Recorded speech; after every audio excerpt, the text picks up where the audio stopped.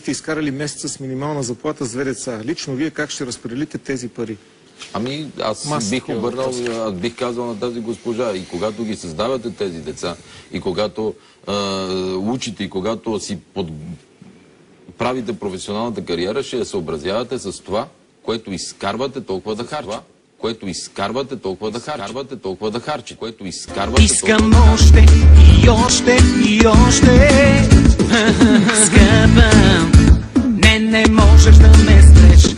Искам още и още и още.